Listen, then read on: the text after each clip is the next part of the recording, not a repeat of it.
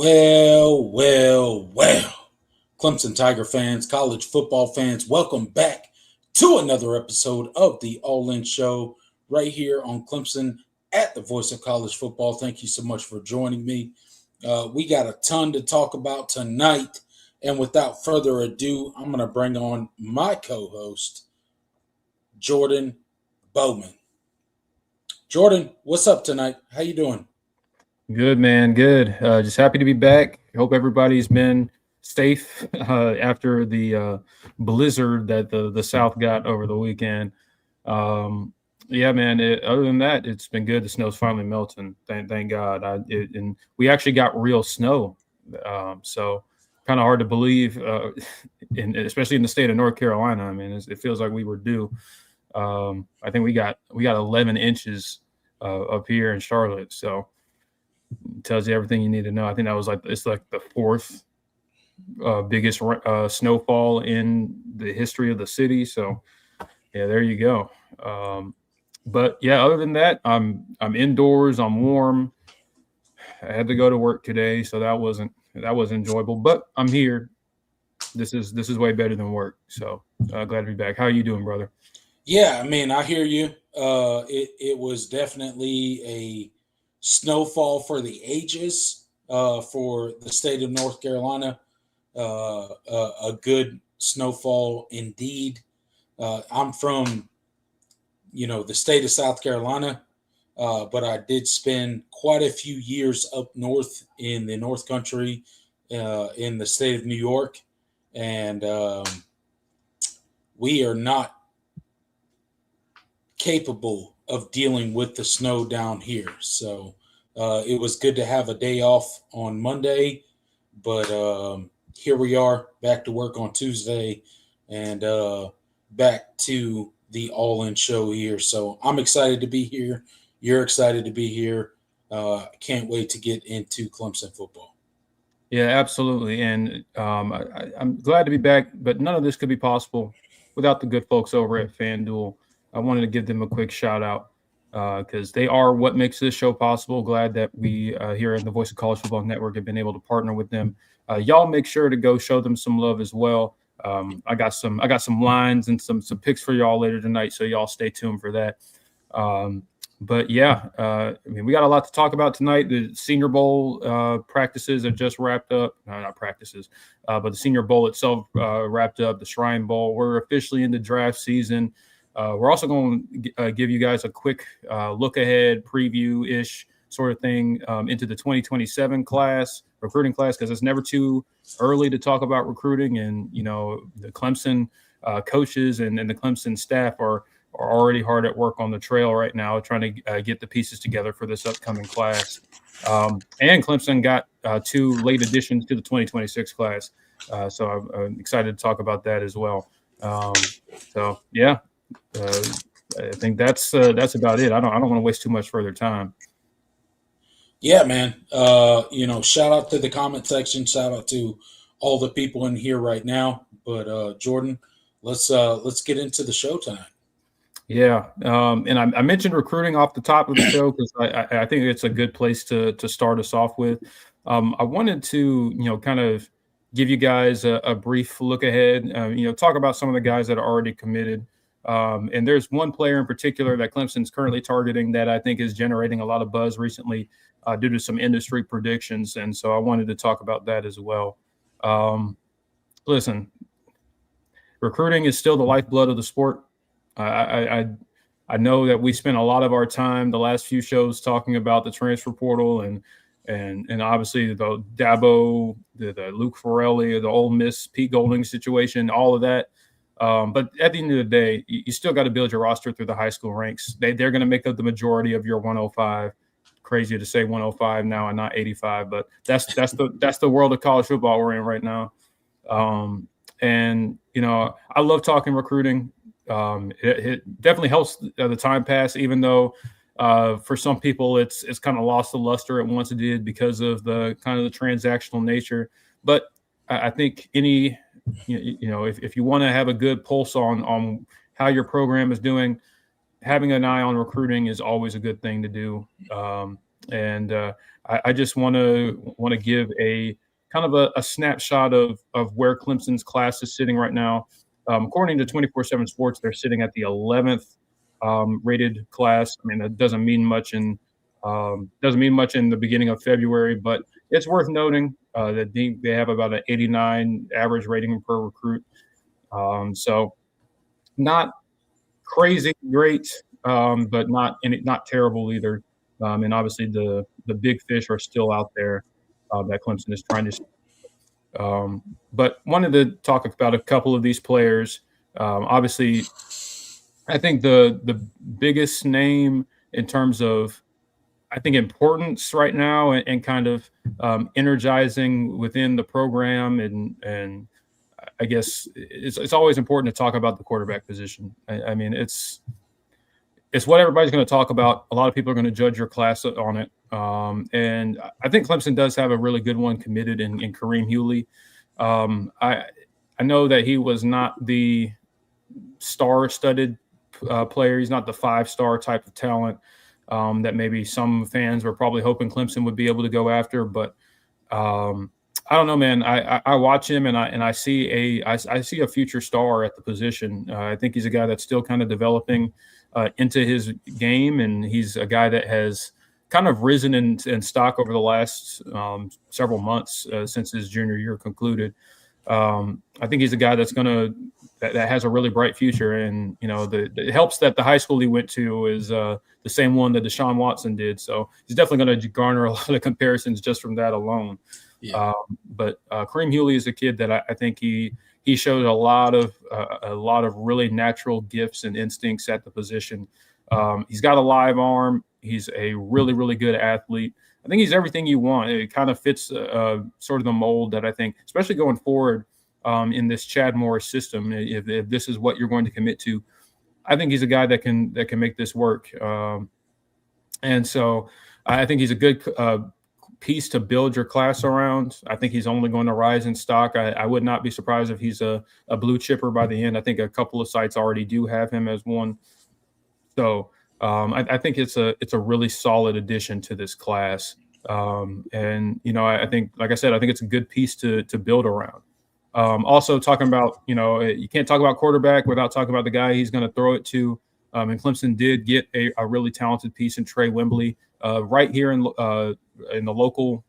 I'm saying right here like I'm in Clemson, but local talent Trey Wembley from Daniel High School.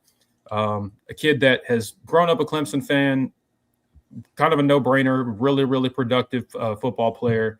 But this is not your typical, Daniel take where, a lot of our fans will roll their eyes and talk about like, oh man, there goes Dabo at it again with the nepotism. While there is a little bit of nepotism involved in this one, it's for good reason. I think Trey Wembley is a really, really talented football player. And I think the recruiting services are mostly up to speed on it. I mean, he is a 4-star according to 24/7 Sports, but I think he could be a little bit higher. Maybe that's just me and my bias, but so I think that's a good piece. Again, that's a good piece to have thrown around.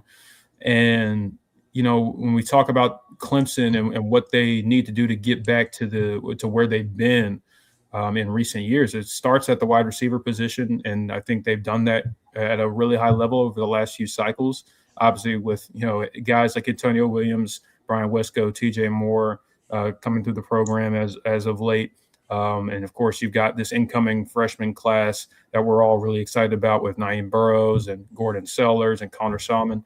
I think this is just another step in kind of regarnering that wide receiver U mantra, that wide receiver U label that this program so proudly, put on their shirts and put on their equipment and put on plastered everything in regards to, advertising that, hey, we are a school that's going to produce wide receivers at a high level. We are going to put you in the NFL, because for a while it seemed like you had fallen off from there.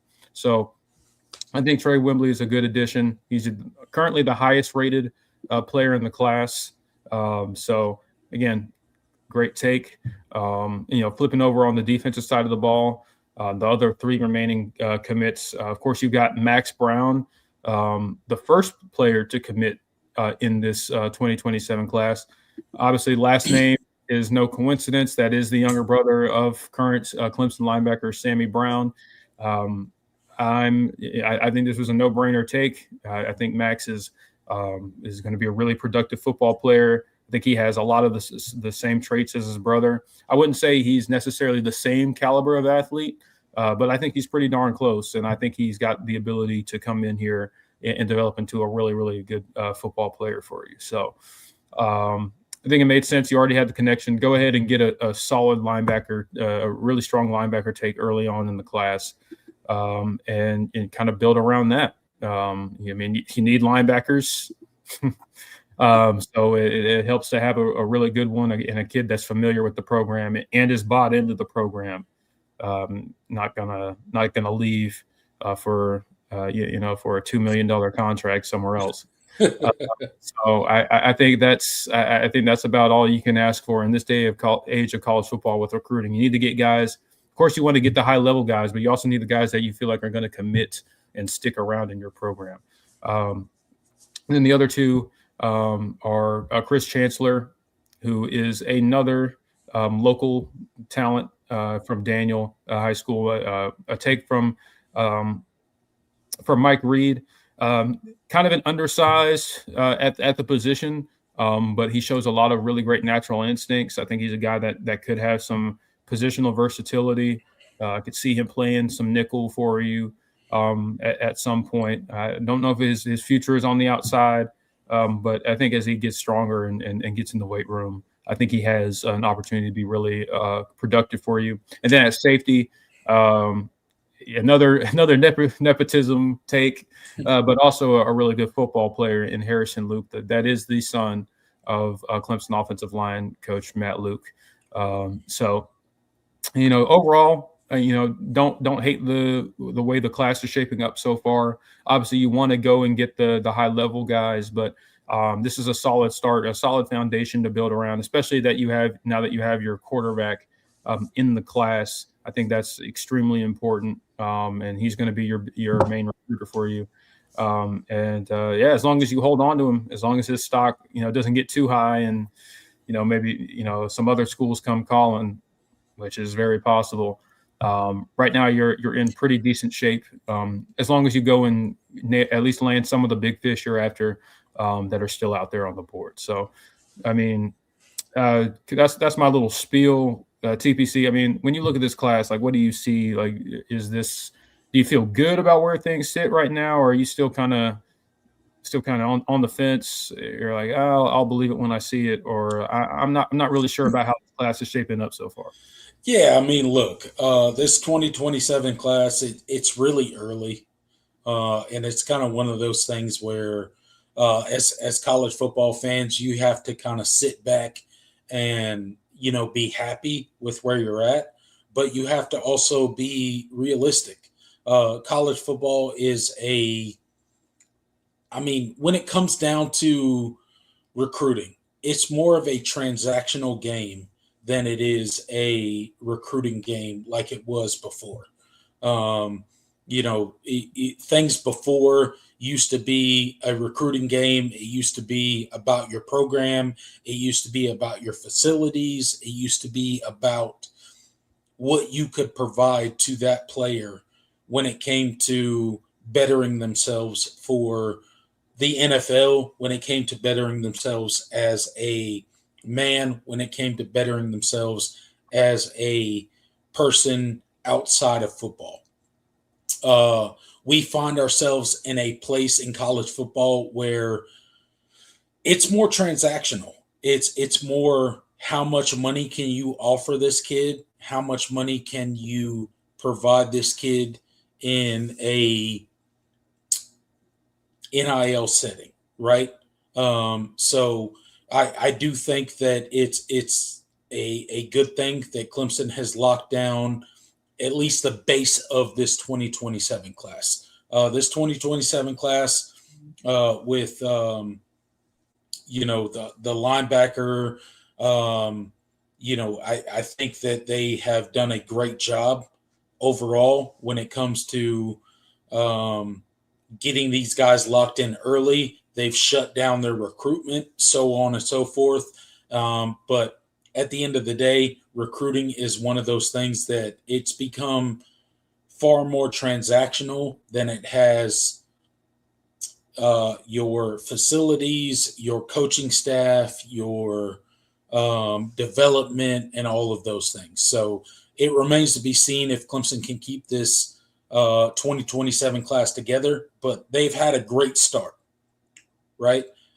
They've had a great start when it comes to locking these guys in early. I think that gives them the best chance possible of getting guys early and often and using their early recruits as recruiting tools to the rest of the 2027 class. And I think that will bode well for them in the future when it comes to locking in bigger and better recruits when it comes to as we go forth in this 2027 class. So it's a good thing, but it's also a thing where as college football fans, we have to sit back and be realistic on the flips that will inevitably happen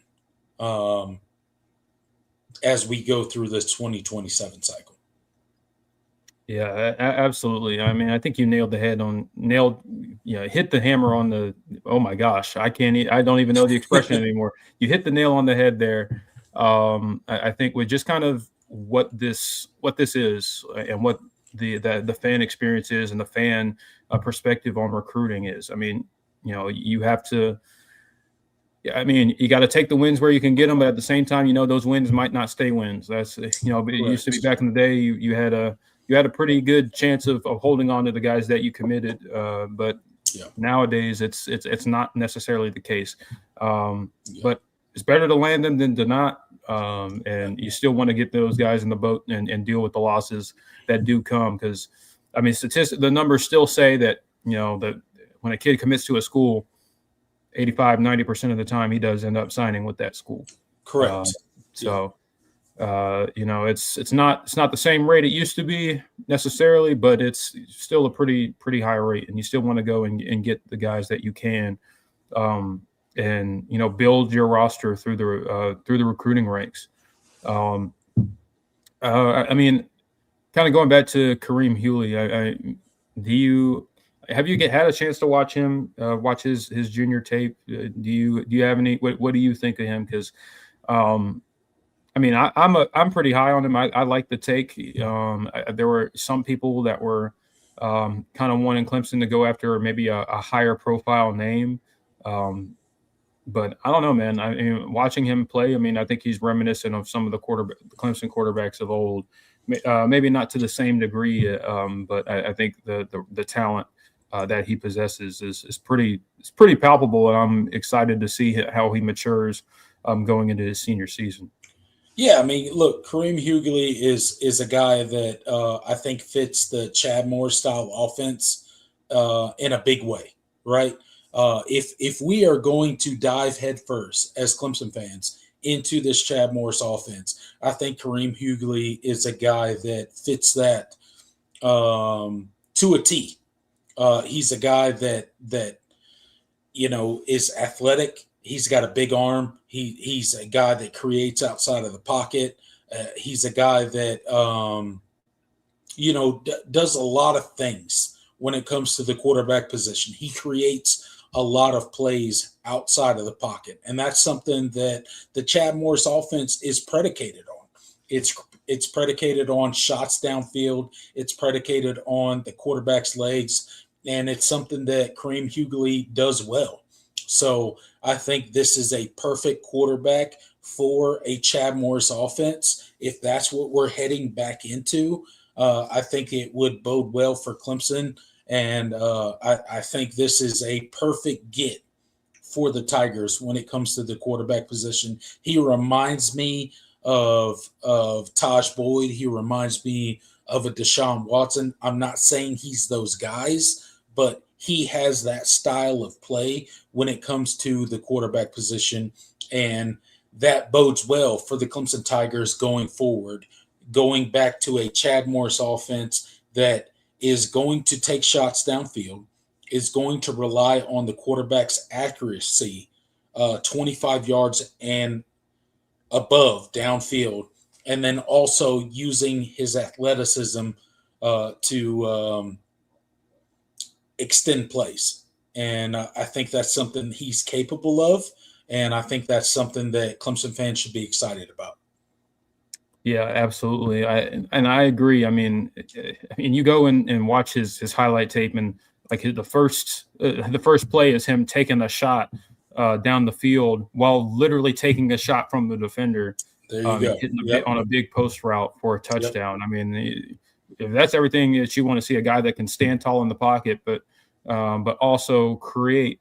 And I say stand tall, but he's not that tall. he's maybe 6 foot. But man, I think he possesses all the attributes you want. A guy that's fearless. He's a gamer, very much so, and still certainly has a lot developing to do. But I think the tools are really, really there. And he was really, really effective in a pretty run-heavy Gainesville offense. So. Some really, really strong numbers, over 10 yards per attempt. So, when he's throwing the ball, he's throwing it downfield and he's hitting on them more often than not. So, just wanted to spend a little bit of time on him because obviously the quarterback position is a position that's going to cause a lot of angst within the fan base, and you need to get that right. With the state of the quarterback room right now and the uncertainty that a lot of fans are feeling, you need to feel like there is a future there. And obviously I think the early returns on Tate Reynolds have been really positive. I will say that, but nothing's a sure thing in this day and age. After your last 2 5-star quarterbacks were very much underwhelming in a lot of respects. Getting the quarterback position right, that's still paramount in this day and age in college football, maybe even more so with how much, things change elsewhere. You need to have the guy, the signal caller correct. Cause when you look at the teams in the national championship this year, they were multi-year starters at quarterback that have future NFL aspirations, Fernando Mendoza and Carson Beck. You gotta have those guys. You still got to go and get those guys. So I think Kareem Hewley is another step towards that. I'm excited to see like I said, I'm excited to see what he looks like in his senior tape as he's more comfortable as a starter. But I think his position is a little bit similar in a lot of ways to what Tate Reynolds was.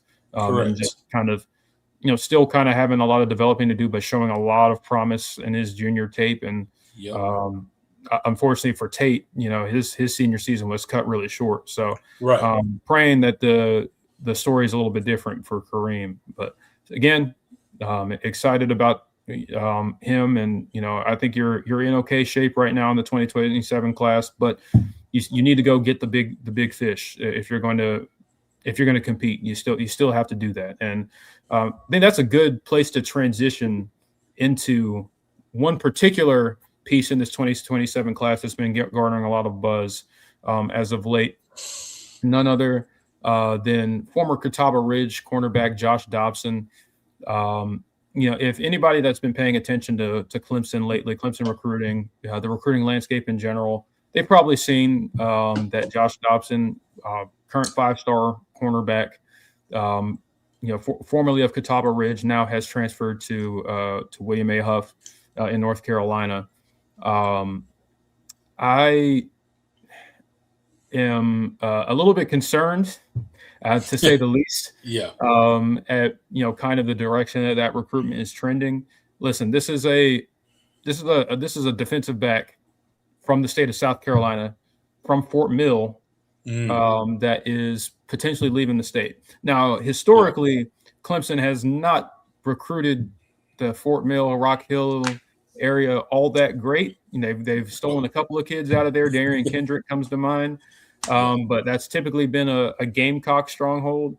But the reason why I wanted to bring him up in particular is because I think it is indicative of kind of the shift in recruiting that we're starting to see, because 10-15 years ago, Josh Dobson is a kid that's not going to anything other than South Carolina or Clemson. Correct. Yep. Absolutely. Just the case. Like, yep. Like, this is a recruitment that I think is concerning for both programs in the state. Mm-hmm. So, like, this is not even me, like, dunking on, trying to, take shots at South Carolina. I think that's concerning. I mean, it's great that he's not, he might not be going to South Carolina. We'll see what he ends up choosing. I mean, it is just crystal balls, but at the same time, you used to be able to rely on stuff like this. It's like, oh man, that's a kid from Fort Mill, that's a kid from Rock Hill, that Charlotte metropolitan area in the state of South Carolina. Yep. Where you would feel pretty confident that he's not leaving the state because of all the connections that they had. But now his recruitment is trending in a way where it feels like it's going to end up being a bidding war, and I'm concerned that Clemson is going to have the chops to be able to compete in this one. I'm just going to be honest with you. So those of you that are kind of over recruiting and don't really care, it might not seem like a big deal, but I do think it is a big deal. It's indicative of kind of the shift of the transactional nature of the recruiting landscape nowadays. And correct. I don't think he's leaving the state without a fight. I certainly expect Shane Beamer to have some say on it. I wonder how hard Clemson's going to fight, and that's the thing that's disappointing, because this is a kid that you would have been in the sweepstakes for a while back, and again, it's not over. I mean, he has Clemson in his top schools, but at the same time, you're like, this is not a recruitment that you feel really comfortable about the direction it's heading right now. And with Lane Kiffin being in his new staff, immediately coming in and swiping probably the best player that's from your state, even though he's not currently going there. It's not great. It's not great. I don't know. I mean, what do you think? Like, it's frustrating, man, because I think this kid is an extremely talented football player. I mean, I think he's a guy that is a bona fide future NFL talent in a year where, you're really starting to see the state of South Carolina. I mean, really both Carolinas really start to ramp up in terms of high profile prospects again. It felt like there was a dip the last, really before last season, like there was a dip in terms of the quality of talent, but you're starting to see some of the higher caliber prospects in the state of South Carolina and North Carolina start to be also some of the higher profile prospects in the country. Obviously, like getting a kid like Amari Adams in your class last in the 2025 class was massive. I mean, massive. You can't overstate it. You're starting to see what we used to be. I mean, back in the day when you had multiple high profile, defensive, especially defensive linemen coming out of the state of South Carolina. You could always rely on receivers, really talented receivers coming out of the state, really talented defensive backs. Like it feels like nature is healing a little bit, but now the kids that used to go to Clemson and South Carolina, at least within the Carolinas, now, none of those connections mean anything now. Now you can get LSU to come up and swoop in and get a kid. Georgia always used to come in and get their fair share of kids. That's going to happen. But you were able to concentrate, the losses to the regional teams. But more often than not, Clemson or South Carolina was getting these kids. And that's the thing that I'm most concerned about, because if you can't recruit your state well, even with how nationally Clemson is, I don't see how you can return to prominence. I mean, when Clemson was at their best, they were still getting they weren't getting every top kid from the state of South Carolina, but they were they got the kids they needed. But now you're not even getting those kids, the kids that are local to you, the kids that you have connections with the school, the kids that have that connection. You got kids that grew up Clemson or South Carolina fans, and none of that Yep. means anything. Yeah, I mean, and that's kind of one of the things that have changed so much in recruiting over the past 4 to 5 seasons, right? It's really become a transactional thing. And growing up in the state of South Carolina and seeing guys like this possibly leaving the state to go to LSU, to go to Florida, to go to all these other states, right? Due to NIL is super worrisome for Clemson and both South Carolina as universities. Clemson has not done a great job when it comes to recruiting the state of South Carolina in the immediate recruiting past, right? Yeah. Like we have not done a great job. We've done a great job of recruiting the state of Georgia. We've done a great job of recruiting other states, but recruiting our own state, we've not done a great job as Clemson. Even when we were at the height of college football, even when we were, playing for and winning national titles, we were not great at recruiting our own state. And it's starting to look like that is going to become a bigger problem for Clemson and both South Carolina, because you start seeing LSU, you start seeing Florida, you start seeing all these other universities that can throw around money come into your state and really take the best that your state has to offer when it comes to recruits. And that's one of the things that is really worrisome for your Clemsons and your South Carolinas, because if you can't recruit your state well, what hope do you have to really build a roster that is going to compete and win a national title? And I think that's something that Clemson probably did not focus on well when they were at their highest level in college football, when they were competing and winning national titles. They did not focus on the best in the state recruits. And now you see it coming to bite Clemson. You see it coming to bite South Carolina. And you see LSU, you see other programs coming in the event of NIL, and they are pulling your best in your state and taking them to other states. And that's one of the things that is unacceptable. But I think Clemson only has their self to blame because they did not do a great job of doing it when they were at the height of college football. And now that you have the advent of the NIL and the free agency, if you will, of college football, now it's become an issue.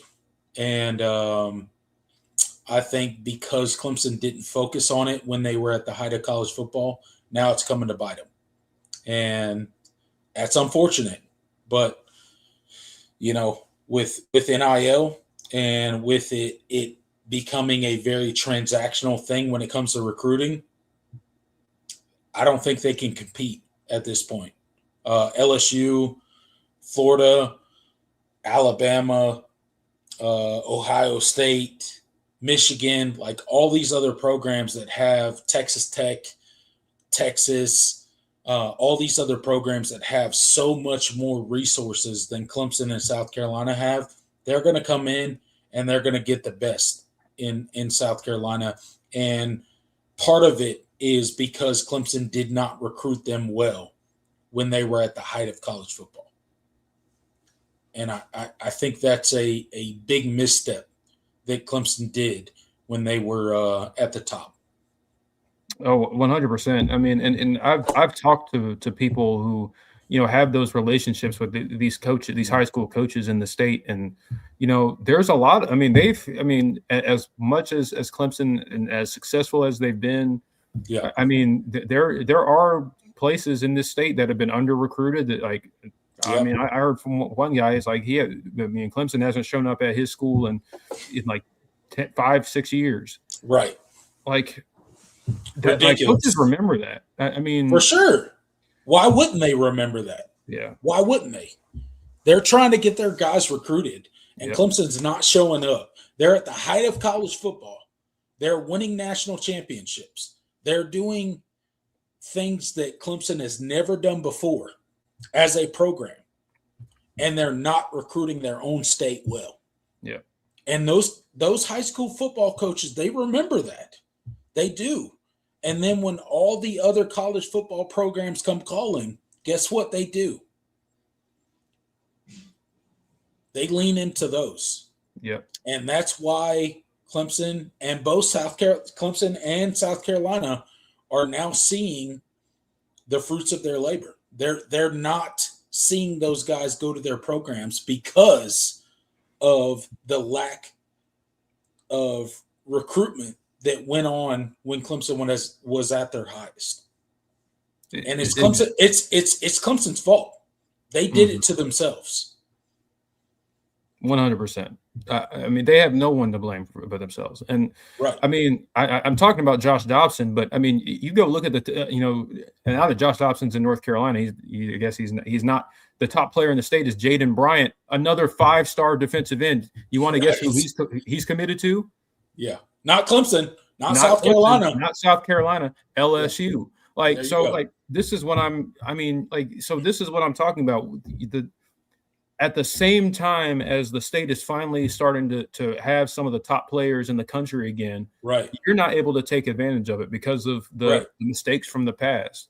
And I mean, I think to South Carolina, I mean, I hate giving them credit, but they at least recruit the state at a really, I mean, their problems are beyond just, recruiting relationships. They just, they just don't have the same brand, they're, they have other problems, beyond that. But at the same time, they've taken in-state recruiting more seriously, and that's why in some of the recent classes they were beating you for some of those top kids.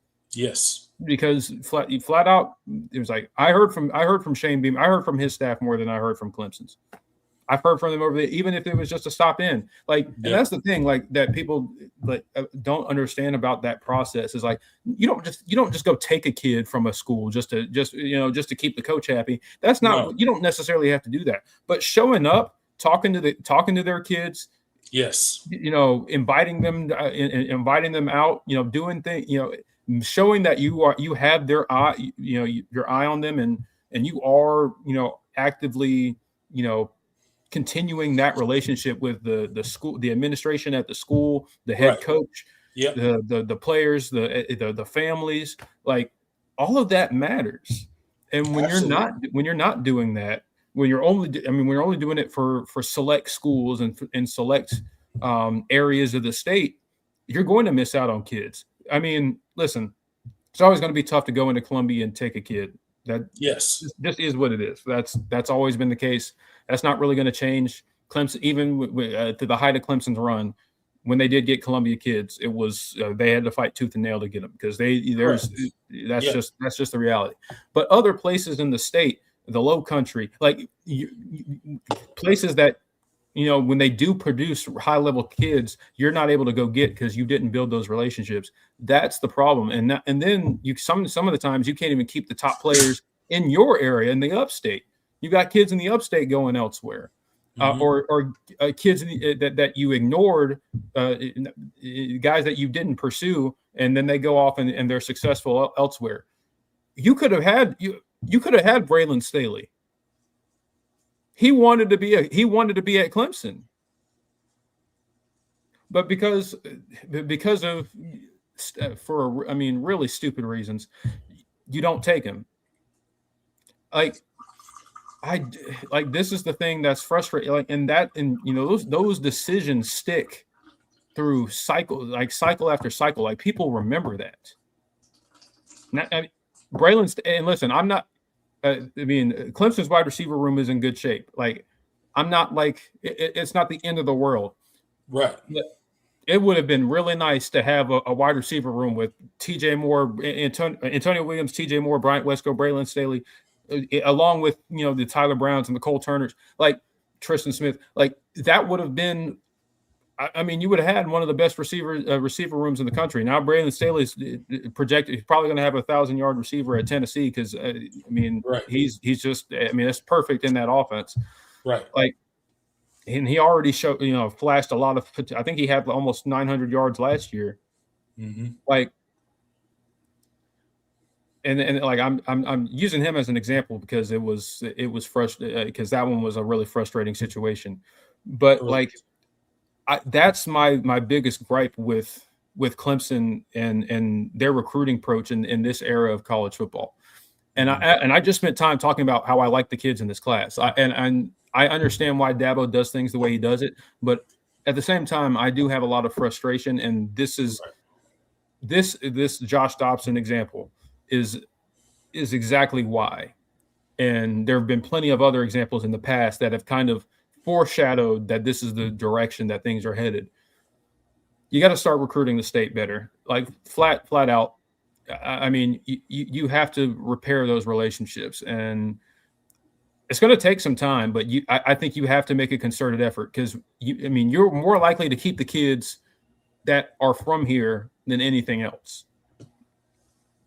If you're not going to get into bidding wars, which I understand why they won't.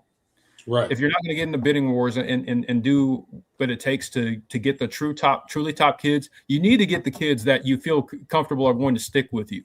And they have to have talent. I'm not saying to just take anybody, but the state is producing talented kids that want to play at Clemson, but for one reason or another are pulled in other directions. Obviously, money is a big thing, but also because you haven't recruited that school in 5 years. Their coach is like, I'm not. Why would I send you to Clemson? I mean, the results on the field don't help either. All of these things are playing into each other. But you need to be able to control the controllables. You need to do the things that you control the things you can control. And what you can control is who you choose to talk to, who you choose to recruit, where you choose to recruit. All of those things you still have control. You still are able to do that in this era of college football. Yes. So I didn't mean to turn this into a rant, but like, it's like, this is the thing that's frustrating to me is that you won't like, I still feel like Clemson is slow to adjust to that aspect of it. I think they've done a lot of things in other areas and I'm happy that they're doing it. But this is one of those things where I'm like, you need to adjust. Because you can't recruit nationally the same way. You're not going to get the top 10 kids right now. You're just not. Right. So when you do have one in your state, you need to be in position to be able to go and get him. And right now, it doesn't seem like you are. Yeah, no doubt about it. So I mean, you still have guys like Nate Carson out on the board. The offensive tackle from Irmo. You need to land somebody. You need to land one of these guys. Seth Tillman. Mm-hmm. I don't know. Congratulations, you got Trey Wembley, and I like the kid. I like his game, but you need to get more than just one top 10 kid in the state. Right. That's just my opinion.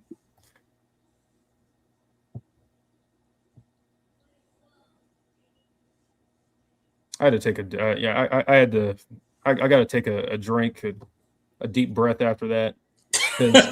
Honestly, the more I talked, the more I got worked up, the more frustrated I got. There you go. This is just cheer wine, y'all. It's not alcohol. Although I wish I had some, but in true North Carolinian fashion, this is not a sponsor, by the way. I just have to give them a shout out because they keep me sane in these dark times. Thank y'all for listening anyway. Yeah. Shout out to everybody in the comment section. Yeah, absolutely. But you know who won't? Who'll never ignore you? Will never neglect you? Never pretend you don't exist? Oh, who's that? It's the Voice of College Football Network. And one way that our network is going to take care of you, especially in this season, it's February, Valentine's Day is coming up. Maybe this is time to get that significant other. Maybe they love sports. Maybe to get them some sweet gear, some sweet apparel. There you go. I know just the site for you. It's the Voice of College Football shop. I just put the link up on the screen. Y'all make sure to go visit the Voice of College Football Fourth Wall shop. The Clemson site has everything you could possibly think of, from T-shirts to koozies, to memorabilia, anything that you could imagine. Well, maybe not anything, but a lot of stuff: hats, hoodies, all that stuff. And it's a great way to get that significant other something that they'll really like. That Clemson fan, significant other, something that they really like, and also support us here at the Voice of College Football Network, especially here on the Clemson channel. It really does help us out. So y'all make sure to go visit that site and go get your purchases. It's a season of giving. It feels like it's always a season of giving. We just got out of the season of giving, but now you gotta give some more in February, because it's one of those. What did they say about Valentine's Day? That it's a fake holiday invented by big, I don't know, just big malls, not mall. I mean, people don't go to malls anymore. I don't know. I'm messing up this promo, but you get what I'm trying to say. Y'all go visit the Voice of College Football shop and tell them. Well, maybe you won't have to tell anybody because it's online, but know that we sent you there, so we can give us like some mental credit. But yeah, I think that's a good place to kind of transition out of recruiting talk. I know y'all are probably at the end of your rope. Some people get really exhausted with that. Right. But I just had to get my feelings out on that. Now let's talk about something a little bit more positive, and talk about some of the Tigers that made some noise over the past week over at the Senior Bowl. None other than TJ Parker has really shot up the boards in recent weeks due to his performance at the Senior Bowl. He was undoubtedly one of the standouts. And I mean, a couple of scouts there said that he was the best player there. That was, good PR for the school, good PR for TJ Parker. He had a really phenomenal interview post Senior Bowl that I think you guys should all check out, talking about him staying loyal to Clemson and how he didn't want to be anywhere else. I think it was a good message, a good example of all the good things that I like about how Dabo has implemented the culture here at Clemson, even during the times that we're in right now.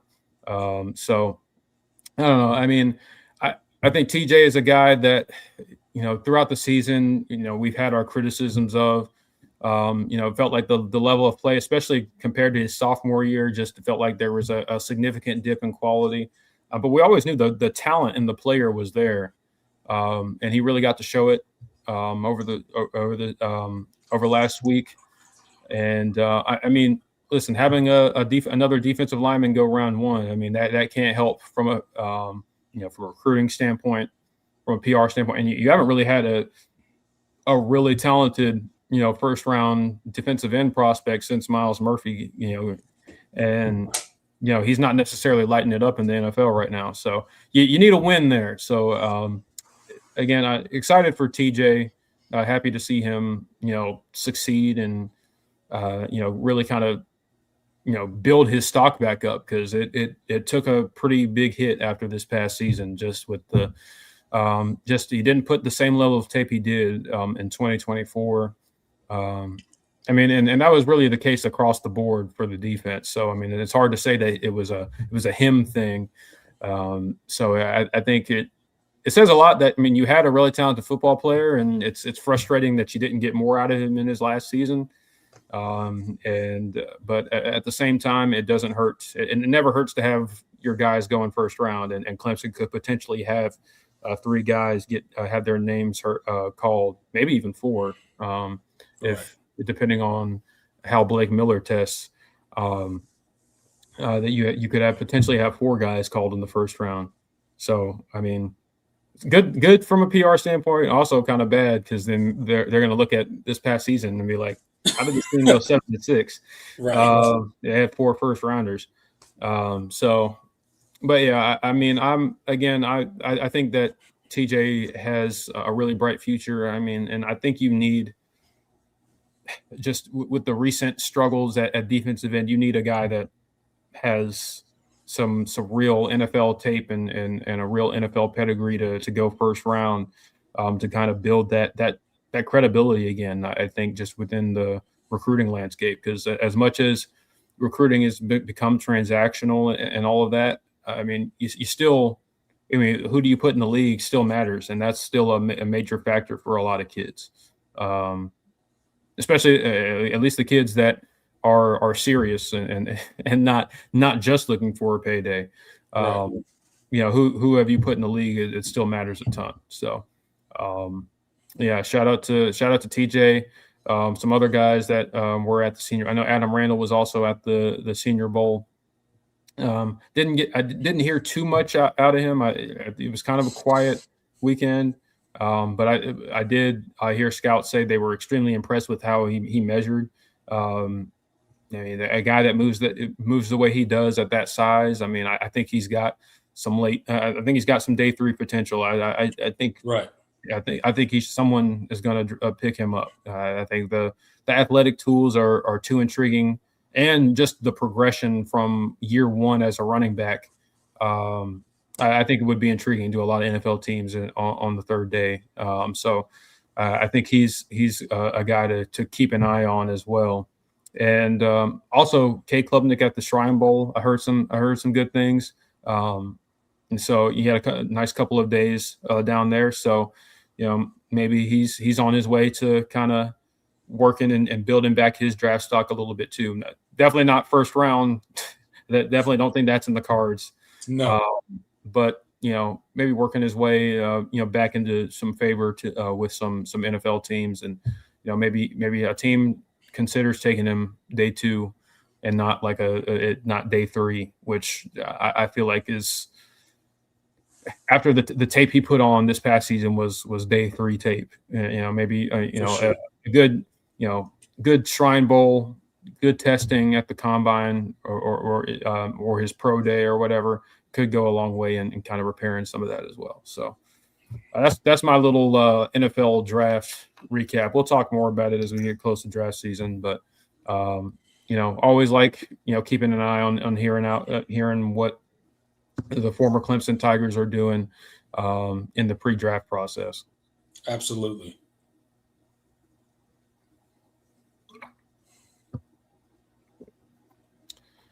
All right, man. Cheerwine just I feel like it reinvigorates me, and like I feel like I got, you know, when I run out of words to say, I take a sip, and then all of a sudden, you know, it gives me life. You got it all back.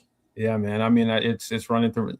I really don't. I talk about it a ton. I really don't drink it that much, but you know, I gotta pump it out. I gotta prop it up every time we're on here. You know, we're just as North Carolinians, you know. For sure. You're technically a South Carolinian, but yeah, technically I'm a South Carolinian through and through, but I do live in North Carolina now, and Cheer One is a staple up here. Mm-hmm. So shout out to Cheer One, yeah, and its roots up here in North Carolina. Hashtag not sponsored.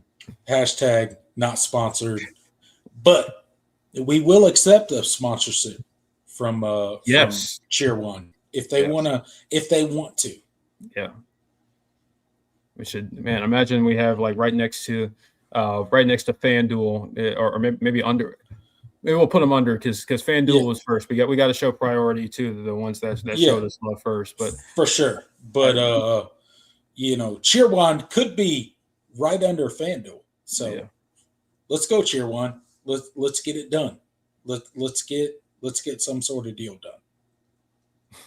Let's do it.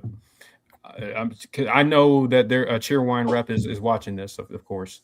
No doubt there is. So let's go, Cheerwine. Get it together. Exactly. All right, guys. I want to end the show with kind of a new thing that I kind of want to start doing during the off season. Kind of want to take some time to highlight. It can be any player on the roster, but mostly the players that I feel like are going to be impact players for this football team in 2026. Just kind of give a spotlight, because I feel like we don't talk about the individual players enough. We talk about position rooms, we talk about kind of their outlook for the season, but like beyond like quarterback, it's like, okay, we'll mention other guys in passing, but I do want to take some time to talk about some of these players a little bit more in depth. And I thought a good place to start was on the offensive line, and a guy that I think everybody in the fan base is extremely high on, none other than rising sophomore offensive tackle / offensive guard, Brayden Jacobs, a kid that really made waves as soon as he stepped on campus. A guy that has, is basically a grown man at 18. It might be 19 now. I don't know his birthday. At 18 years old. Yeah. Obviously the NFL pedigree. Those of you that, in the chat that are Falcons fans, probably remember his father Brandon very well. Right. But like he makes him look like a dwarf. I mean, I've seen those pictures of him standing next to his dad, and I'm like, that doesn't even look like the same. Like, how did you make that? Right. How does that work? Yeah, I mean, it really is amazing. But I mean, I think the thing that impressed me most about the Brayden last year was just kind of how quickly he settled into things. I mean, he got thrown in the fire early. I remember one of his first drives, he had a holding penalty and a false start on the same drive, and it was kind of like things were kind of moving fast for him. But I think just soon after, he really kind of settled in and established himself. I mean, I think he's going to be a bona fide starter for you this year. I think he was your second highest rated blocker on the team as a true freshman. Yep. I mean, I think that's in run and pass blocking combined. I mean, if that doesn't say it all about what kind of caliber of talent he is, and the fact that you were able to retain him, I think was massive, because trust me, there were people coming and calling to see if he was interested in hitting the portal. But I mean, that's a kid that's loyal to Clemson. One of the, those kids still do exist. You can go get some really talented football players that aren't just looking for a check. And Brayden is a kid that I think is, he's got to have a really phenomenal season for you. I mean, if things are going to go right for you in 2026. One of my questions is how does he recover? He's still going through the rehab process. The freak injury he suffered at the end of last season, celebrating. I mean, if that doesn't sum up what 2025 was for this football team, I mean, dude. Celebrating at the end of a game and having a season-ending injury. Crazy talk. Very very frustrating, very heartbreaking news. And I think in that same week you also lost Walker Parks for the season, so that was kind of like a double whammy of like, wow, okay, this season is really just spiraling, coming off the rails, even when good things happen. But man, I mean, just the sheer size of this kid and the way he moves at his size is really, really something special. My question is where do they slot him? I mean, he played a lot of snaps at left tackle, but he also played a lot of snaps at guard. I definitely think he's a tackle at this point. I mean, you got to you slotted him at guard because you had two established guys last season, but Yeah. you're now having to replace both of them. I think Brayden Jacobs is the obvious choice at one of them. Who do you get on to play opposite of? And you know, I think just I think for him, my biggest thing, beyond the rehab and the injury process is just how quickly, how well, maybe not how quickly, but how much things slow down for him in year two. I think that's going to tell us a lot of not just about him, but also about kind of Matt Luke's, ability as a coach. Yeah. So far through two seasons of the Matt Luke experience, I mean, you haven't had great offensive line play. I mean, just to be quite honest with you, I mean, and we've kind of written it off as of now because I mean these aren't his guys, and some of these Yeah. players just flat out weren't very good that you had on these offensive lines the last two seasons. Mm-hmm. But now it's this is where you're starting to see this is where his guys are starting to come in and play. I mean, and to his credit, the guys he has recruited have been some of your best guys. Brayden Jacobs, Elijah Thurman are two of the examples of guys that really shone as freshmen, Yes. as true freshmen. But at the same time, we got to start seeing like not just individual players, but we need a cohesive unit. We need to start seeing the level of physicality in both the pass and run game that Matt Luke offensive lines were known for at his previous stops. I mean, we need to start seeing the guys that are projecting into the first round or day two picks. We need to start seeing consistency at that position. You've recruited to that. No more getting punked at the line of scrimmage by not every single ACC team, but any ACC team you play. You didn't really know what you were going to get.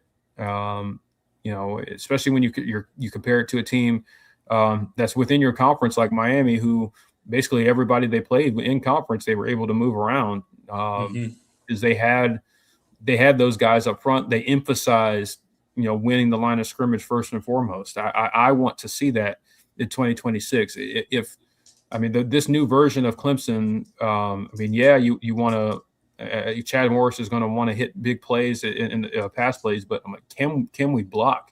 Are we going to be able to block inside zone and be comfortable knowing we'll get 4 to 5 yards a carry in any given game? Because we have guys up front that are going to be able to just create those running lanes and just get that vertical push. Yeah, you just haven't seen a Clemson offensive line do that much, really ever. But even the last couple of seasons, they just haven't been able to do it. And the lack of run game has been your biggest Achilles heel in the games that you lost. Going back to the Texas game, and obviously any game you could talk about, basically any game you played last year, not being able to run the football. It's not just because your running backs. You can't blame it's because you had a wide receiver playing running back. No, I mean you flat out weren't getting the push that you needed, and I think Brayden Jacobs is to kind of circle it back to him. I think he's a guy that's going to be pivotal in that transformation of this group. And I think he's as stepping into that role, playing left tackle is one of the hardest positions in football. Just is. You don't rarely ever have any help, and when you do, I mean, you're still having to cover a wide you cover a wide space and with quick feet and quick hands, and you're going against extremely athletic players on the edge. I mean, guys with a lot of bend, twist, and speed. That just the guys on the interior. You're not facing too many defensive tackles that are just going to flat out wow you with their twitch. There's some guys out there, but just your average old ACC team is not going to have really great athletes on the interior. But at defensive end, that's everybody's recruiting athletes at defensive end now. So I mean, you're a 6'7", 6'8". Oh, I did it. Ignore that. 6'8", 315, 320 type of player trying to, Correct. move with a guy that's, I don't know, 6'3", 260, but also runs a 4.6 and can and has extreme twitch and bend that, you're not going to have at at other positions. I mean, it is one of the toughest positions to play in football. And again, my thing with Brayden is just how does he adjust in year two, and how do things start to slow down for him? Because when he was at his best, it was when he was playing free. And now he's going to spend, but a lot of it was at guard. And now playing tackle, like I said, is a whole nother ball game. So I think he's one of the corner pieces, the cornerstones of this team in 2026, this offense. And if they're not successful at left tackle, it's going to be hard. It's going to be hard to be a good offense, just flat out, especially with a new starter at quarterback. Correct. Yep. Absolutely.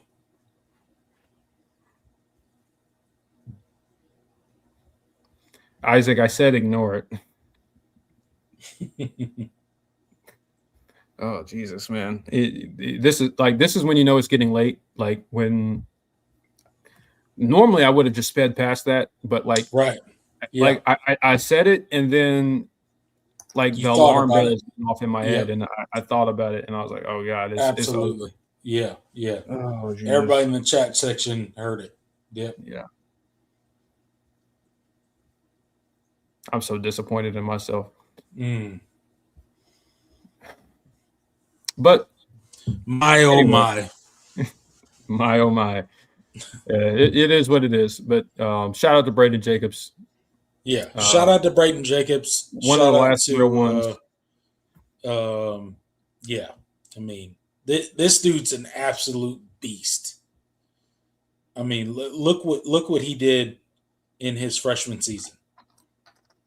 I mean, it's just going to build upon that. So I can't wait to see what Matt Luke does with Brayden Jacobs in the future. I can't wait to see what he does with some of the recruits that he's brought in.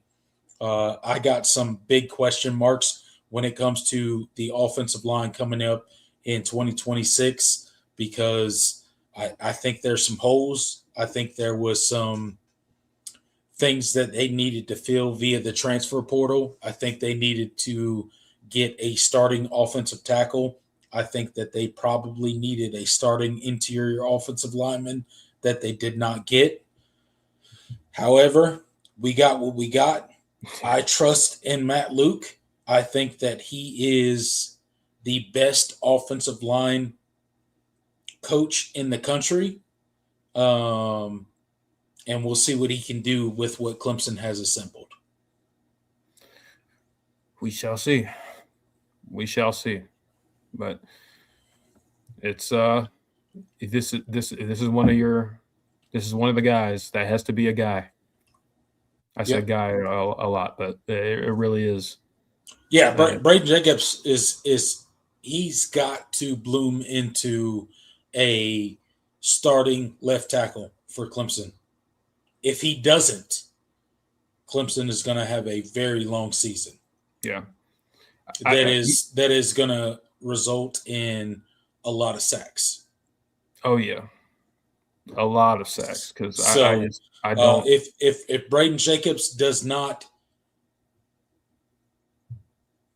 ultimately become the left tackle that we think he can be in year two, it's going to be a long season for whatever quarterback runs out there. So a lot is riding on that guy's shoulders, no doubt about it. And y'all know what I think about this team and how I feel like there's just not enough high level talent on this roster. Nope. This is one of the few kids that you have that has legit first round potential, in a couple of years. Correct. You need to get the most out of him. you need to develop him because and he needs to play like. And I know it's putting a lot of pressure on a true sophomore, but that's how. I mean, that's the position that they put him in. That's the position that you put yourself in. Correct. Yep. Because of misses on the recruiting trail, misses in the portal, and among other things.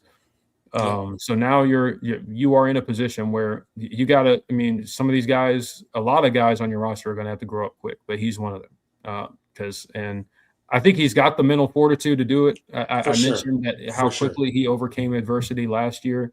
Yep. But he's got to stay healthy, and he's got to, he's got to carry that mindset. And Matt Luke as his position coach. I mean, he's the microscope's going to be on him this year. I think for that reason. I mean, this is hey buddy, this is if he's at another school, like is he becoming a first round pick? If he's at Georgia, he's certainly getting a lot of hype and attention. If you can't develop him, what does that say? I mean, maybe I don't know. Maybe it's a Clemson thing. Maybe it's not a Matt Luke thing. But it better not be. It better not be. It better not be. So we'll see, but it better not be.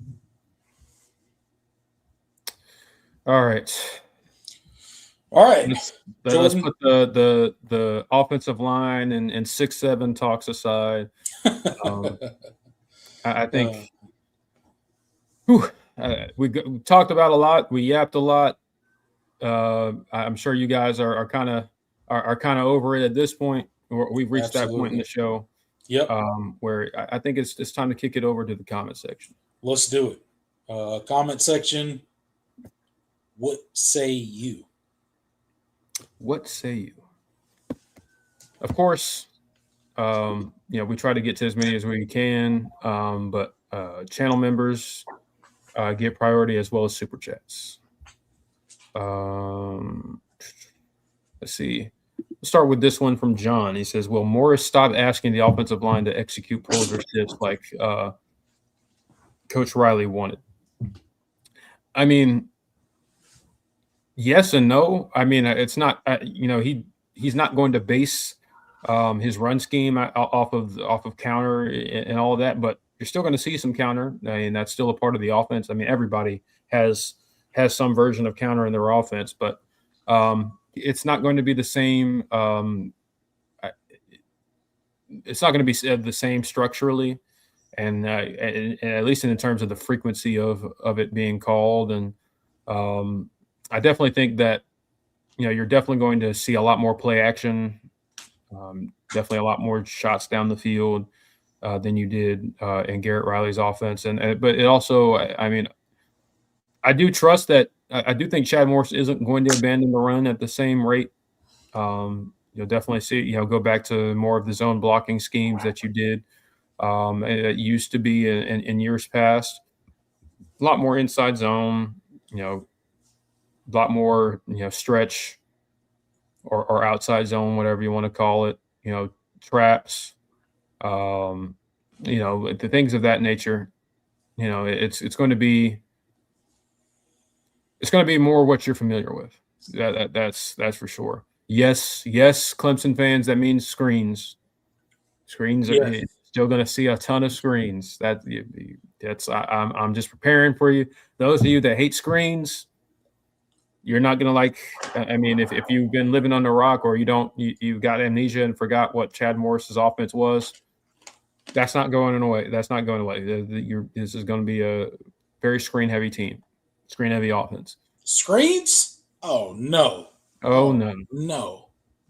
Oh no. Say it ain't so. Say it ain't so. I wish I could know. Let's see. David says, I think Clemson needs to up the class numbers also. And I think that's, kind of with the additions that they made today, I think that they aim to do is, they've, this is the kind of, I think Dabo talked about it in a previous press conference, just talking about this is the first year that they've really recruited to the 105, because last year they were still kind of operating under the 85 model, Right. Yep. but now you're in a position where, I mean, you have to put some guys on scholarship that otherwise would have been walk-ons. That's Correct. just what it Yep. is. And I think Dabo, understandably, I mean, he made a really good point. I think during that press conference, like, hey, listen, nowadays now you have to put some kids on scholarship that you otherwise wouldn't have. Everybody would like to have 14 TJ Moores and Bryant Wescos, but you can't do that. It's not feasible. You can't keep those guys, and you can't pay everybody. So you have to get some guys that are going to be guys that are going to stick around in the program, that are going to be developmental pieces, or guys that can be on your practice squad and your scout team and things like that. Like some of those guys are on scholarship now. That's just what those guys are on scholarship now, and they're going to be treated as such. Right. Yep. I saw. I think John asked about the McFadden kid. Is he a legacy? Don't believe so. He's over at Catawba Ridge and Fort Mill, the same school that Josh Dobson was at. I think that was intentional. I don't know how helpful that will be, but I think that certainly played a role into his recruitment as well. But I definitely don't see him as a long term. I definitely don't see him as a kid that like they expect to become like a play, like a starter for them or anything like that. But I think he's a long term developmental depth piece that can serve on your scout team. He's basically a preferred walk on, but just with the scholarship tag, I think. And I think the same with Griff McNeil. I think that's just that's where you're at. I mean, these are the takes that you have to fill out your roster now. So,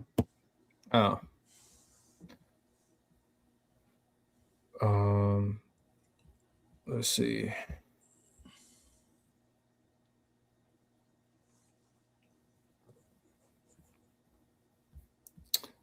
We've got Trisec in here. He says, an observation from college hockey land. The transfer portal has affected all college sports. It's nuts. Yeah, man. I mean, I don't know what I can't speak to what it's been like in hockey per se. Obviously, the ACC doesn't sponsor it. That's why Boston College is in the are they in the Big Ten? And no, Notre Dame is in the Big Ten in hockey. Mm-hmm. Boston College is in I don't remember what league they're in. I don't know. I don't remember, but they're the only schools in the ACC that have college hockey. So I know they're in different conferences, but I mean, I can only imagine. What's NIL like? If there's much of any in college hockey, that's a world I do, because even like from a college sports standpoint, that's just one of them that I just being in the South, you don't really think about, but up north, it's a pretty big thing, right? There's college, I wonder kind of what schools are diverting NIL funds to that, and how that's affecting that sport, because it's we were talking about the transfer portal, but the NIL also is like I've kind of been interested in that. It just kind of struck that question and made me think about it. It's like, what is college? How is college hockey dealing with that? Because I mean, I've seen it in basketball and baseball, softball, women's basketball.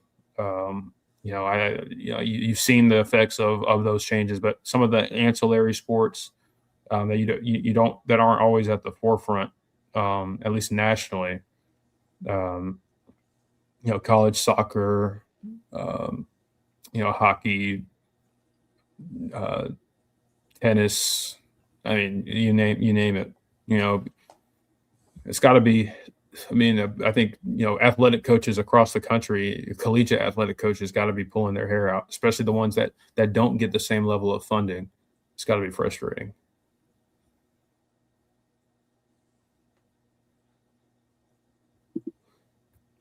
Joe says, I'm shocked that Clemson is more conservative than Notre Dame as far as bringing in transfers go. Notre Dame changed a whole lot with Freeman.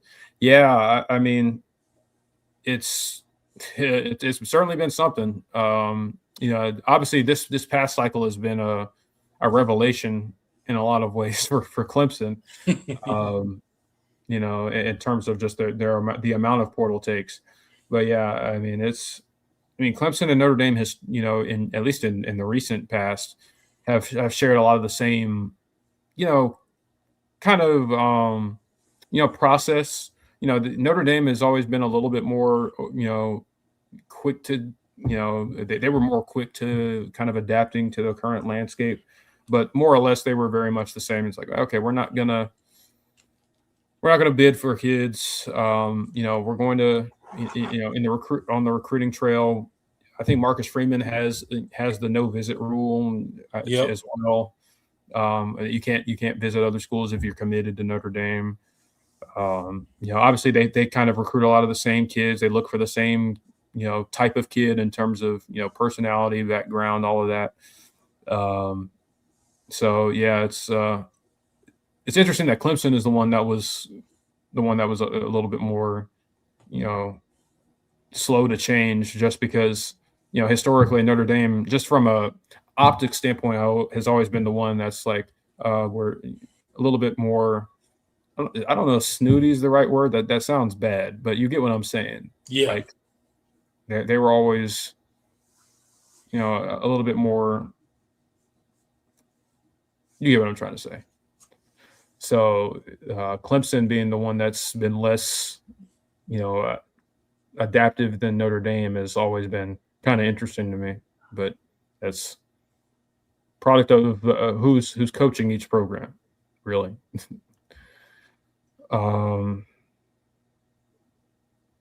Isaac asks, what transfer do you think will have the biggest instant impact? I think it's hard to say anybody other than the safeties that you got. Corey Myrick, Jerome Carter. I think those are two instant impact players. They immediately help you in the now on defense, and I think they'll go a long way. Maybe a close second. I mean, you could really mention anybody in the secondary, but also, I think, Chris Johnson has potential to have instant impact for you. I think he will have instant impact for you. Just how much, who is he, and how does he fit into this offense? I think is the biggest thing. Right. I don't know. What do you think? Yeah, I mean, it's hard to say. I mean, it's really, I think it boils down to Tom Allen and the guys that he got in that secondary. He talked a lot about this season. Every time he talked to the media, he talked about not having the length, not having the speed that he needed to really execute the defense that he really wanted. And I think that Clemson fans should probably be excited about the guys that he got via the transfer portal on the defensive side of the ball, because I think they were handpicked by Tom Allen. And I think they were handpicked based off of the scheme that he's going to run and what he's looking to do defensively in 2026. So I think the biggest impact will be in that secondary with some guys that are a little bit longer, a little bit faster, a little bit more physical. So that's where I would go. But we'll see. We'll see what happens. Yeah, I think I'm with you. I mean, I definitely think it's the secondary pieces, but yeah, particularly safety, because you needed immediate help there. You lost a starter. Yeah, I mean, look, safety was Clemson's biggest downfall in 2025. Yeah, and I think they did a lot of good things via the transfer portal when it comes to safety. They got bigger, they got longer, they got faster. when it came to that position group. So I think that will be the biggest immediate change when it comes to Clemson's defense in 2026.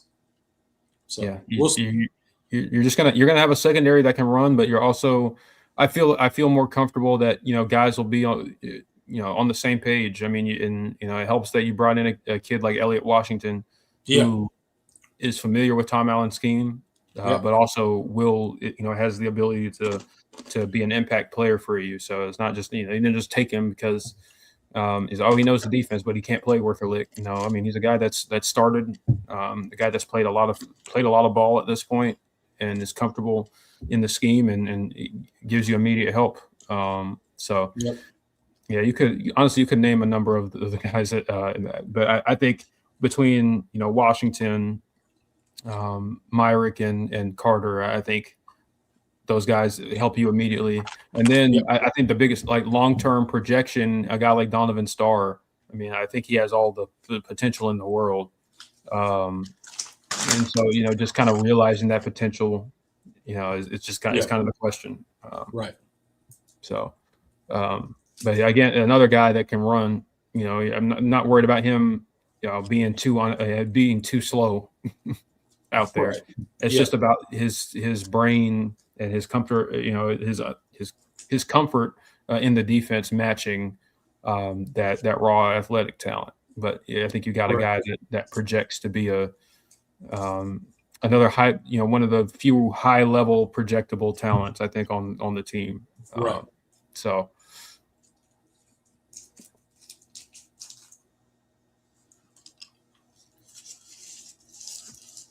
CJ asks, will these new offensive linemen be better fit to actually do the pulls just from sheer athleticism? I think in some ways, potentially. But, at the same time, sometimes it's just about your guy flat out winning his matchup. And I don't know. I just get I for once in my life I want to see a Clemson offensive line that can get some vertical push. It's not just about manufacturing running lanes. Like, that's great, and every offense needs to be able to do that. But you also sometimes it's just big boy football, and when you're playing teams that should be inferior to you from a line of scrimmage talent standpoint, most weeks out of the season, you should be able to move people. Right. We just absolutely. We just haven't seen that, and I think it's a mindset in a lot of ways. I mean, Miami had a great offensive line this year, but it wasn't just because of the players. It's how they coached them. I mean, between Cristobal and Alex Mirabal, I mean, like that's just a mentality they instilled in their line. It's like I'm gonna move the guy in front of me.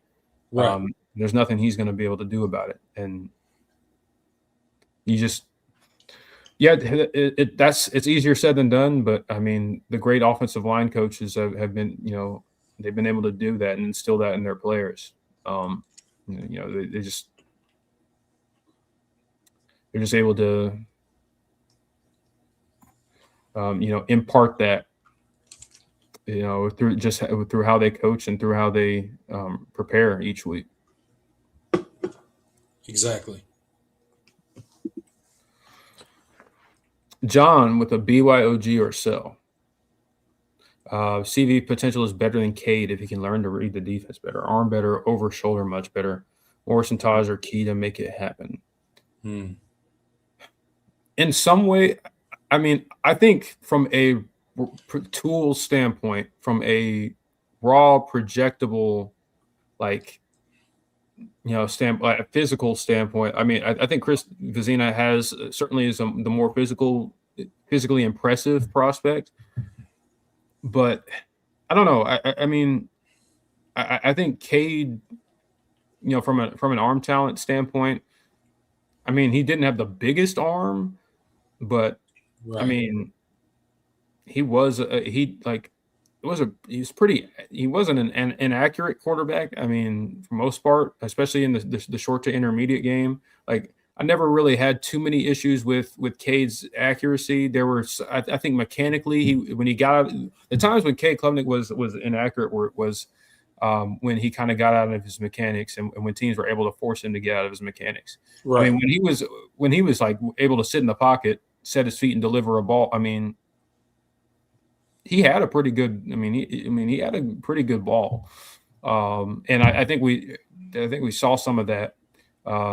Or at least I think scouts saw some of that during the Shrine Bowl, especially during the individual workout portion. I mean, he does. I mean, when he's it is a pretty. He does have a pretty ball especially when he's throwing against the air. But I think with CV, for right now. I feel like that question is just hard to project right now. I don't know, but we just haven't seen enough of him. I'm not ready to go there.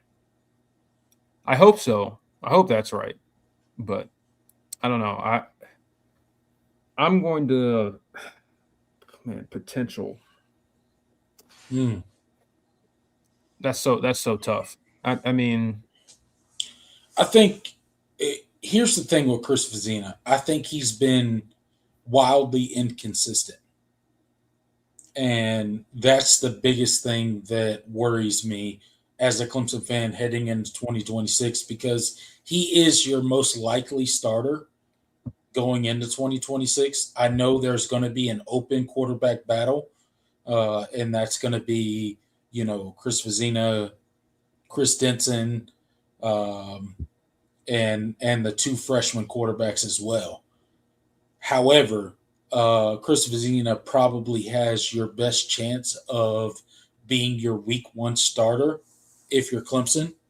And the big thing that worries me about Chris Vezina is, although he had a really good game against SMU, that was the worst pass defense that Clemson faced all season. Yep. And he's a guy that's just been wildly inconsistent when it comes to throwing the ball down the field and decision making. So that's worrisome if you're a Clemson fan. And going against LSU week one, that does not bode a lot of confidence. No. So we'll see. We'll see how it works out. I think there will be a real quarterback battle in spring. I fully expect Chris Vezina to be the week one starter. I do too. So I'd be surprised if it was anyone else. And with that said, it worries me. It really does, because LSU, if I was LSU, I'd come after Chris Vezina.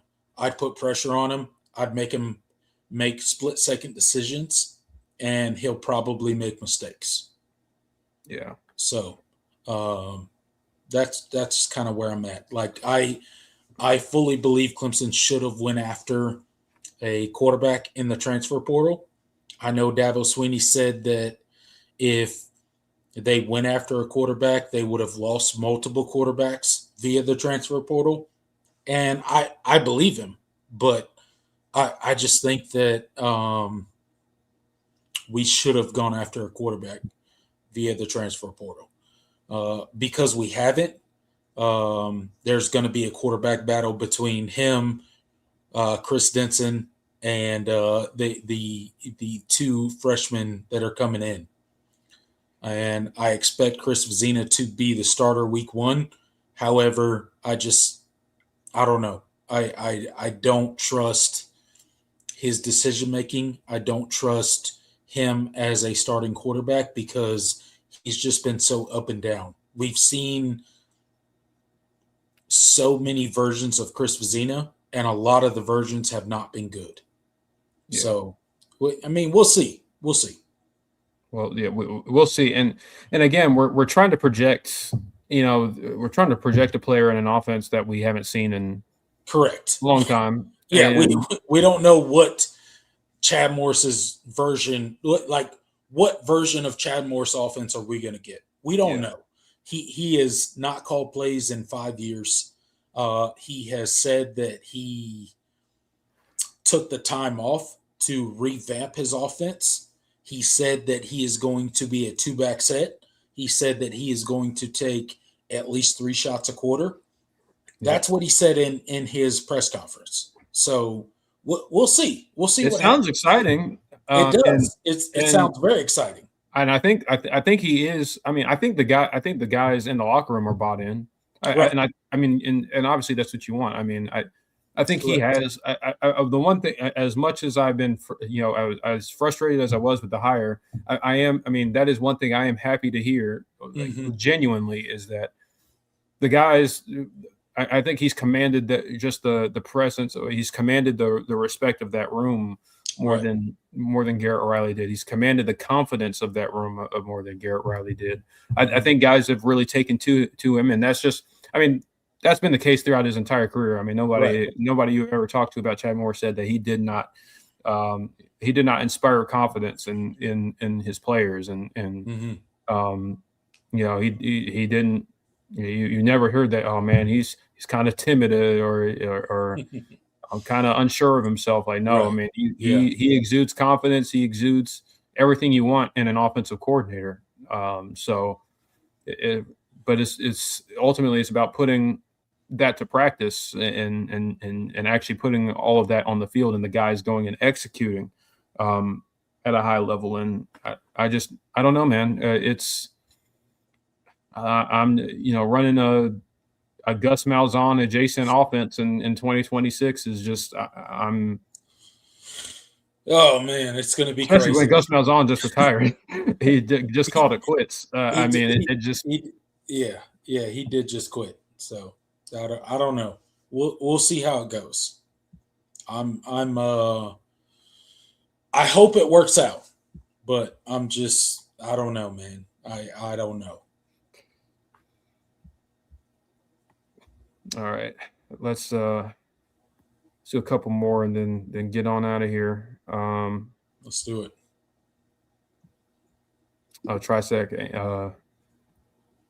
So the Big Four: Boston, BC, Boston University, Northeastern, Harvard. We usually got a dozen D1 hockey schools and greater. But yeah, I know it. Yeah, I knew it was like, man, like New England, Boston. Yeah, y'all got a lot up there. Y'all. That's a whole religion up there. For sure, no doubt about it. I know John is up there too, so he's very familiar. Let's see. Oh, get the starred one from David. He says, should Clemson have brought in another linebacker after the Farrelly drama? I mean, I think so, but I mean, at the same time, it's like, well, I mean, you got to go get somebody that's.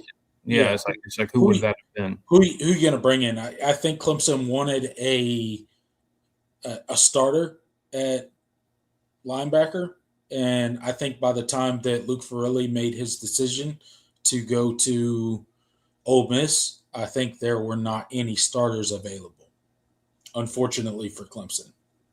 So I think they just kind of had to hold pat with what they had. And we'll see if any guys can step up into that starting role with Sammy Brown. We know we got one elite linebacker going into 2026, and we got a bunch of guys that are question marks after that. So, unfortunately for Clemson, they lost their guy that was going to start opposite of Sammy Brown, and we're just going to have to roll with the punches and see who can step up into that starter role.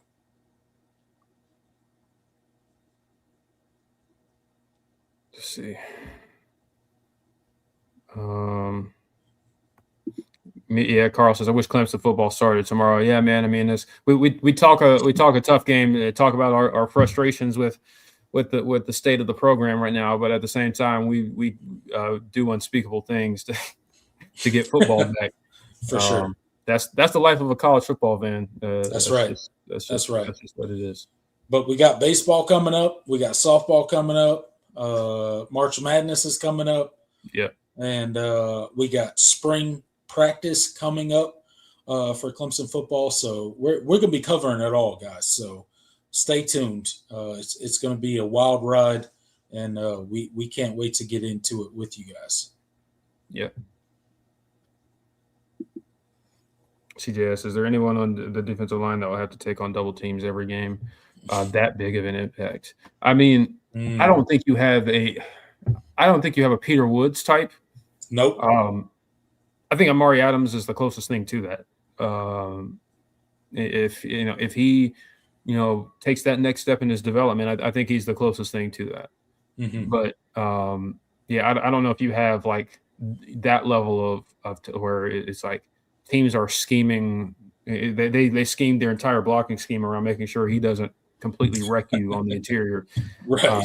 like teams did with Peter Woods. Like, correct. I don't think you have that. I don't think that player's on the roster. But Amari Adams is about as good of a replacement as you could ask for. I think, just in terms of high level talent. I mean, I think he's there. Just taking that next year, that sophomore year jump, not hitting the wall. It will help if you get, production out of the guy, other guys in the room. Is Vic Burley in his senior year, or I guess his fourth year, not necessarily a senior year. Hard to believe, but does he finally have that breakout?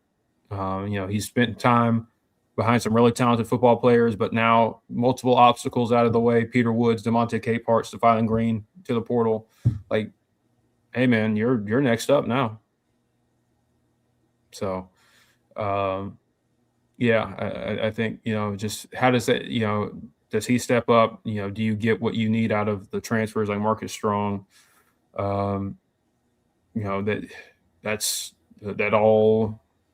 all plays into it. But yeah, I would say Amari Adams is probably as close to as you'll get to kind of replacing the impact that a guy like Peter Woods did.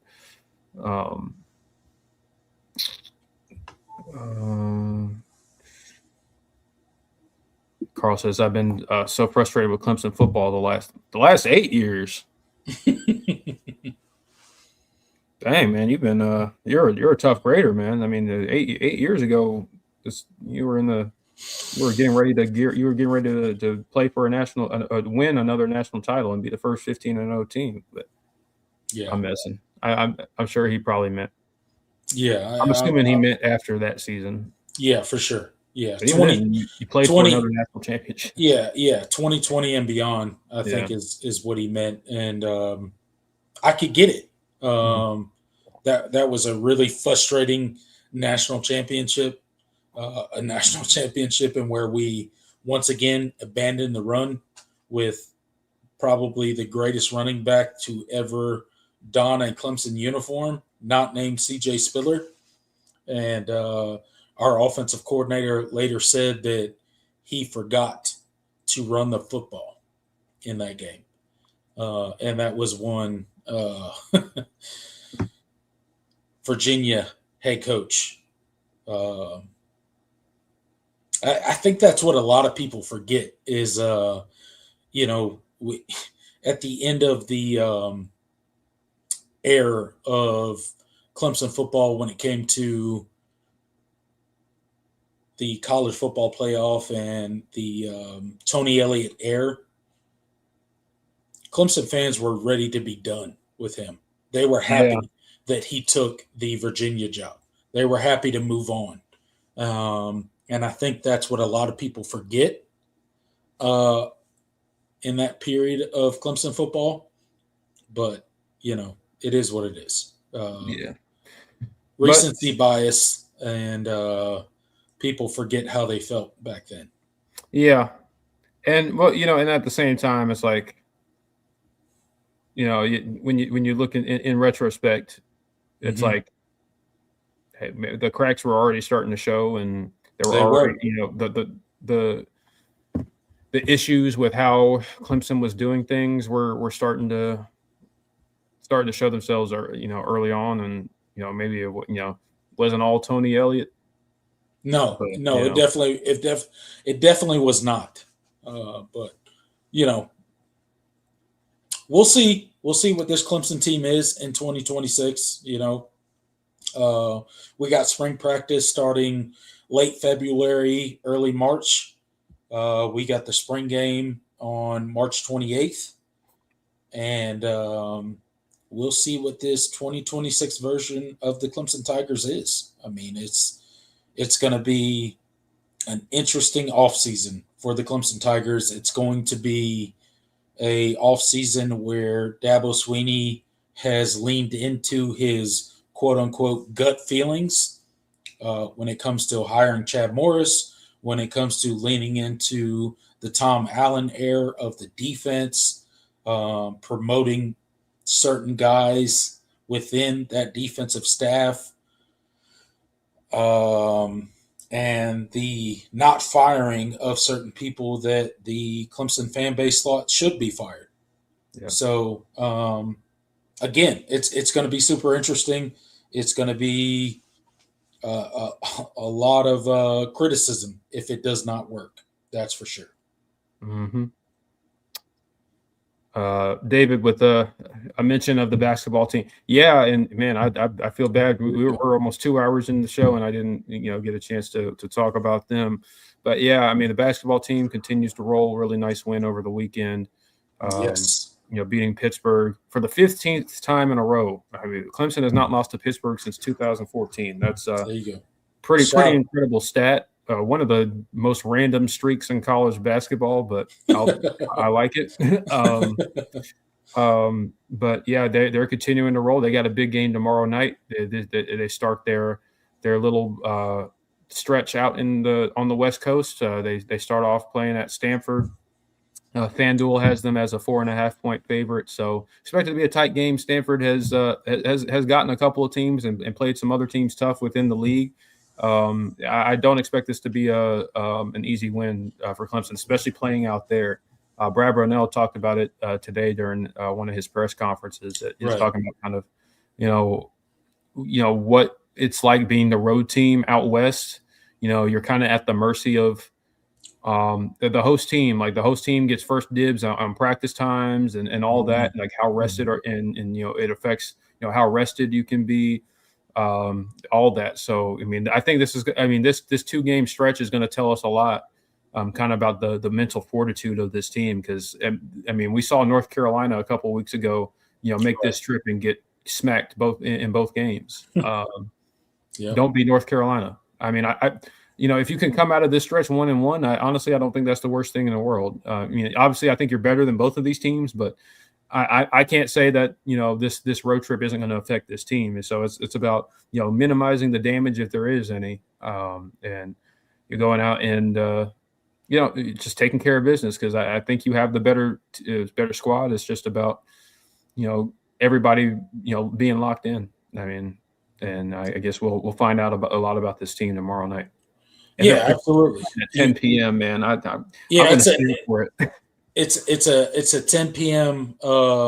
Tip off, and then you got Cal on Saturday. So West Coast stretch here. It's a tricky stretch for the Clemson Tiger basketball team, and we'll see. I'll be staying up for the Clemson Stanford game. We'll see. We'll see what they do. Maybe we'll stream it on here. We'll see. Yeah, I think we might do that. All right, y'all. I think that's a good place to start to end this off. Oh, actually, let me give a quick shout out, because we did the big man, the boss, has graced us with his presence. Yes. The one that makes all of this possible, Mr. Mark Rogers. He says, always great to see you delivering for the Clemson community. Thank you so much, Mark. We appreciate you more than you know. The man, the myth, the legend, the guy that gives us this platform to talk Clemson football, to talk all Clemson sports. Thank you so much, Mark Rogers. You guys go check out the main channel, The Voice of College Football, over there with Mark Rogers. Please do so. Absolutely. With that being said, I think it's time to wrap it up for tonight. It's another great show.